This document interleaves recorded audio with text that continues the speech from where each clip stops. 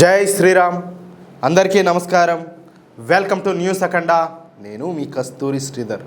మిత్రులారా, ఉత్తరప్రదేశ్లోని కాలేజీలు అలాగే యూనివర్సిటీల్లో మత మార్పిళ్లు జరగకుండా అడ్డుకునేందుకు మన యోగి ఆదిత్యనాథ్ గారి ప్రభుత్వం అలాగే ఉత్తరప్రదేశ్ గవర్నర్ అయినటువంటి ఆనందీబెన్ పటేల్ సరికొత్త చర్యలకైతే శ్రీకారం చుట్టారు. రాష్ట్రంలో ఉన్నటువంటి అన్ని విశ్వవిద్యాలయాలు అలాగే కళాశాలల్లో మత మార్పిడి నిరోధక సెల్లను ఏర్పాటు చేయాలంటూ గవర్నర్ కార్యాలయం జారీ చేసినటువంటి ఆదేశాలను అమలు చేయడానికి విద్యా సంస్థలన్నీ కూడా వేగంగా అడుగులు వేస్తున్నాయి. రాష్ట్రంలో ఉన్నటువంటి విద్యా సంస్థల్లో చదువుకునే విద్యార్థినులను ప్రలోభాలకు గురి చేసి అలాగే బలవంతంగానో లేదా మోసపూరితంగానో మత మార్పిళ్లు చేయడాన్ని నిరోధించడమే ఈ సెల్ యొక్క ప్రధాన లక్ష్యం. చూసారా ఎలాంటి నిర్ణయం తీసుకున్నారా? దమ్ముండాలా ఇలాంటి నిర్ణయాలు తీసుకోవాలంటే, అవునా కాదా? క్యాంపస్లలో సురక్షితమైన వాతావరణాన్ని కల్పించడం అలాగే విద్యార్థుల్లో అవగాహన పెంచడం కోసం ఈ నిర్ణయం అయితే తీసుకున్నారు. ఈ మత మార్పిడి నిరోధక సెల్స్ అనేవి విద్యార్థినులకు మానసిక మద్దతు ఇవ్వడంతో పాటు ఎలాంటి ప్రలోభాలకు లోనవ్వకుండా కౌన్సిలింగ్ కూడా ఇస్తారు. అంటే ఉత్తరప్రదేశ్లోని విద్యా సంస్థల్లో ఏర్పాటు చేయబోయేటటువంటి మత మార్పిడి నిరోధక సెల్లలో కౌన్సిలింగ్ కేంద్రాలు అత్యంత కీలకమైన పాత్ర అయితే పోషిస్తాయి. ఏదైనా ఒత్తిడి లేదా బెదిరింపులకు గురవుతున్నటువంటి విద్యార్థినులకు ఈ కేంద్రాలు అండగా నిలబడతాయి. దీంతో విద్యార్థినులు తమ సమస్యలను ఇతరులకు తెలియకుండా రహస్యంగా కౌన్సిలర్లతో చెప్పుకోవచ్చు. మానసికంగా ఇబ్బంది పడుతున్న విద్యార్థినుల్లో ధైర్యం, ఆత్మవిశ్వాసం పెంచేందుకు ఈ నిపుణులంతా కూడా ప్రయత్నాలు అయితే చేస్తారు. ప్రేమ, పెళ్లి లేదా ఉద్యోగాల పేరుతో జరిగేటటువంటి ఈ మోసపూరిత మత మార్పిడి ప్రయత్నాలను ఎలా గుర్తించాలో కూడా విద్యార్థినులకు పోసగుచ్చేట్టు చెబుతారు. అంటే ఇదిగో ఈ విధంగా జరుగుతాయి, మీరు ఈ విషయాల్లో జాగ్రత్తగా ఉండాలా, మీ వరకు ఏదైనా వస్తే మీకు ఇబ్బందులు తలెత్తితే మా దృష్టికి తీసుకురామని చెప్తారు. క్యాంపస్ లో ఎవరి ప్రవర్తనైనా అనుమానాస్పదంగా అనిపిస్తే దానిపైన విద్యార్థులు అక్కడ ఉన్నటువంటి నిపుణుల సలహాలు అయితే తీసుకోవచ్చు. రాష్ట్రంలో ఉన్నటువంటి మత మార్పిడి నిరోధక చట్టం ప్రకారం విద్యార్థినులకు తమ హక్కుల గురించి చెబుతారు. అవసరం అయితే విద్యార్థుల తరపున లీగల్ టీంతోనూ లేదా స్థానిక పోలీసులతో కూడా మాట్లాడి రక్షణ కల్పిస్తారు. చూసారా, ఈ కేంద్రాల్లో అధ్యాపకులతో పాటు ప్రొఫెషనల్ సైకాలజిస్టులు, సీనియర్ మహిళా లెక్చరర్లను కూడా నియమిస్తారు. దీంతో విద్యార్థినులు తమ సమస్యలను స్వేచ్ఛగా చెప్పుకునేటటువంటి వాతావరణం అయితే లభిస్తుంది. క్యాంపస్లో ఎవరైనా సరే అనుమానాస్పదంగా ప్రవర్తించినా లేదా మత మార్పిడికి ఒత్తిడి తెచ్చినా ఈ సెల్కు నేరుగా కంప్లైంట్ అయితే చేయొచ్చు. అంటే ఉత్తరప్రదేశ్లోని విద్యా సంస్థల్లో ఏర్పాటు చేసేటటువంటి ఈ మత మార్పిడి నిరోధక సెల్లుల్లో ఫిర్యాదుల స్వీకరణ అత్యంత పటిష్టంగాను అలాగే పారదర్శకంగా ఉండే విధంగా ప్రణాళికలు అయితే సిద్ధం చేస్తున్నారు. ప్రతి కాలేజీలోనూ లేదా యూనివర్సిటీ వెబ్సైట్లలో ఈ సెల్కు సంబంధించిన ప్రత్యేక లింక్ ఉంటుంది. దీని ద్వారా విద్యార్థులు ఎక్కడి నుంచైనా కూడా ఫిర్యాదు అయితే చేయొచ్చు. ఒకవేళ మామూలుగా అనుకుందాం, అంటే ఈ రోజులో ప్రతి ఒక్కరికి ఇంటర్నెట్ సౌకర్యం ఉంటుంది. ఒకవేళ ఇంటర్నెట్ సౌకర్యం లేని వాళ్ళు లేదా నేరుగా చెప్పలేని వాళ్ళ కోసం క్యాంపస్లలోని ముఖ్యమైన ప్రాంతాల్లో, ముఖ్యంగా బాలికలు ఉండేటటువంటి హాస్టళ్ల దగ్గర రహస్యమైనటువంటి ఫిర్యాదు పెట్టెలు ఏర్పాటు చేస్తారు. 24 గంటల పాటు అందుబాటులో ఉండే విధంగా ప్రత్యేక ఫోన్ నెంబర్లు లేదా వాట్సాప్ నెంబర్లను కూడా కేటాయిస్తారు.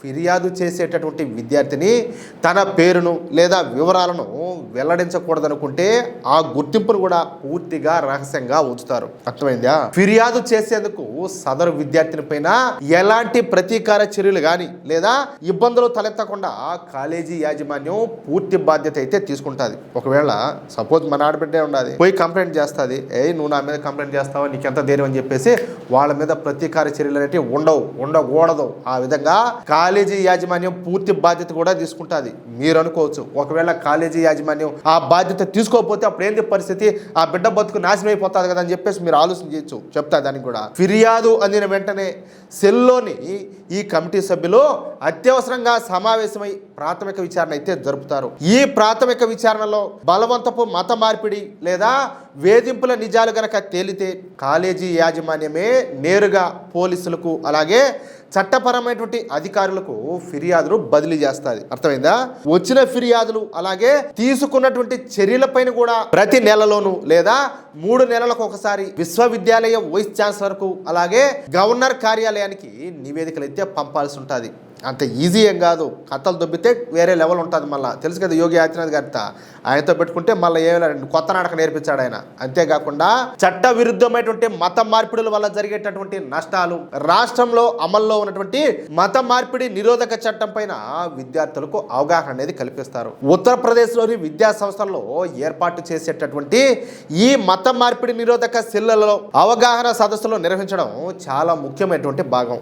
ఈ సదస్సుల్లో రాష్ట్రంలో అమల్లో ఉన్నటువంటి కఠినమైనటువంటి చట్టవిరుద్ధ మత మార్పిడి నిషేధ చట్టం గురించి విద్యార్థులకు అందరికి కూడా పూసగుచ్చంటూ వివరిస్తారు. ప్రలోభాలు, మోసాలు లేదా బలవంతపు మత మార్పిడులకు పాల్పడితే చట్టపరంగా ఎలాంటి జైలు శిక్షలు, జరిమానాలు ఉంటాయో విద్యార్థులకు అందరికి కూడా తెలియజేస్తారు. ఈ సదస్సులకు న్యాయవాదులు, చట్టసభల ప్రతినిధులను ఆహ్వానించి విద్యార్థుల చట్టపరమైనటువంటి హక్కులపైన అవగాహన కూడా కల్పిస్తారు. సమాజంలో పెళ్లిళ్ళు అలాగే ఉద్యోగాలు లేదా విదేశీ అవకాశాల పేరుతో జరిగినటువంటి కొన్ని నిజమైన మోసపూరిత సంఘటనలను ఉదాహరణలుగా చూపిస్తూ, అంటే గతంలో కొన్ని ఎగ్జాంపుల్స్ ఉంటాయి కదా, నాయనా బిడ్డలారా ఇదిగో గతంలో ఈ విధంగా జరిగిందమ్మా, ఈ విధంగా జరిగింది నాయనా, ఇదిగో ఈ విధంగా ఇదిగో ఉద్యోగాల పేరుతోనూ పెళ్లిళ్ళ పేరుతోనూ రకరకాలుగా ప్రేమ పేరుతోనూ ఈ విధంగా వాళ్ళని మభ్య పెట్టి మోసగించి ఈ విధంగా మత మార్పులు చేశారని చెప్పేసి వాటిని ఎగ్జాంపుల్స్గా చూపిస్తా ఈ విద్యార్థినులను అప్రమత్తం చేస్తారు. సోషల్ మీడియా ద్వారా పరిచయమై ఆ తర్వాత మత మార్పిడుల వైపు ఒత్తిడి తెచ్చేటటువంటి ఆన్లైన్ మోసాల బారిన పడకుండా ఉండేందుకు తీసుకోవలసినటువంటి జాగ్రత్తలను కూడా వివరిస్తారు. కేవలం ప్రసంగాలకే పరిమితం కాకుండా విద్యార్థులు తమ సందేహాలను అడిగి తెలుసుకునే విధంగా ప్రశ్నోత్తరాల సమయాన్ని కూడా కేటాయిస్తారు. అంటే మనకేమైనా సందేహాలు ఉంటాయి, దాంట్లో మనం అడగొచ్చు. సొంత ఊర్లకు దూరంగా ఒంటరిగా హాస్టళ్లలో ఉండేటటువంటి విద్యార్థుల కోసం ప్రత్యేకమైనటువంటి వర్క్షాపులు కూడా నిర్వహిస్తారు. ఈ అవగాహన సదస్సులలో స్థానిక పోలీసు అధికారులు అలాగే మహిళా సంరక్షణ విభాగాల ప్రతినిధులు అలాగే సామాజిక విశ్లేషకులు కూడా పాల్గొంటారు. ఇక్కడ సామాజిక విశ్లేషకులు అంటే కొంతమంది ఉంటారు కదా, హిందూ వ్యతిరేకులు, దేశ వ్యతిరేకులు, అలాంటి వాళ్ళు అనుకుంటారేమో. వీళ్ళు వేరేలేండి, అంటే వీళ్ళు జాతీయ భావజాలం కలిగిన వాళ్ళు అనమాట. వీళ్ళంతా కూడా ఇది విద్యార్థుల్లో భద్రతా భావాన్ని అయితే పెంచుతుంది. ఇకపోతే గవర్నర్ ఆదేశాల మేరకు ఉత్తరప్రదేశ్లోని ప్రముఖ విశ్వవిద్యాలయాలలో ఈ సెల్లను ఏర్పాటు చేయడానికి ప్రత్యేక కమిటీలన్నీ కూడా నియమిస్తారు. ఈ కమిటీలలో సీనియర్ మహిళా అధ్యాపకులు అలాగే లీగల్ నిపుణులు అలాగే స్థానిక పోలీసు అధికారులను భాగస్వామ్యం చేయాలని చెప్పేసి భావిస్తున్నారు. ఉత్తరప్రదేశ్లో ఇప్పటికే కఠినమైనటువంటి మత మార్పిడి నిరోధక చట్టం అమల్లో అయితే ఉన్నది. ఇప్పుడు విద్యా సంస్థల్లో కూడా ఇలాంటి సెల్లను తీసుకురావడం ద్వారా విద్యార్థుల రక్షణకు మరింత పటిష్టమైనటువంటి చర్యలు కూడా తీసుకున్నట్లు అవుతుందని చెప్పేసి అధికారులంతా భావిస్తున్నారు. మీరు కూడా భావిస్తున్నారా? ముఖ్యంగా లక్నోలోని కింగ్ జార్జ్ మెడికల్ యూనివర్సిటీ వంటి క్యాంపస్లలో గతంలో వెలుగు చూసినటువంటి కొన్ని వివాదాస్పద ఘటనల నేపథ్యంలో విద్యార్థినులను ఇటువంటి ప్రలోభాల నుంచి రక్షించడానికి ఇలాంటి పర్యవేక్షణ వ్యవస్థలన్నీ కూడా అవసరమని మెజారిటీ ప్రొఫెసర్లు అభిప్రాయపడుతున్నారు. ఇక విద్యార్థినులంతా కూడా మాట్లాడుతూ క్యాంపస్లో అవాంఛనీయ శక్తుల నుంచి మానసిక ఒత్తిడి ఎదురైనప్పుడు ఫిర్యాదు చేయడానికి అలాగే కౌన్సిలింగ్లో పొందడానికి ఈ సెల్ అనేది ఒక సురక్షితమైన వేదికగా మారుతుందని చెప్పేసి వాళ్ళంతా కూడా తెలియజేశారు. అంటే మొత్తంగా ఈ మత మార్పిడి నిరోధక టీములు ఇకపైన ఉత్తరప్రదేశ్లో ఉన్నటువంటి విద్యార్థులకు పూర్తి స్థాయిలో రక్షణ అయితే కల్పిస్తాయన్నమాట.